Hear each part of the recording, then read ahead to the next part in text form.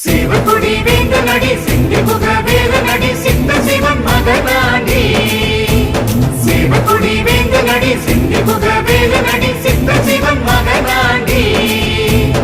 ஆடும் திருச்செந்தூரிலே கடலாடும் அந்த படை நீட்டிலே நின்றிருக்கும் வேள்வே வரம் ஒன்றளிக்கும் வேள்வே சிக்கருக்கும் வேள்வே அது சிக்க தந்த வேள்வே.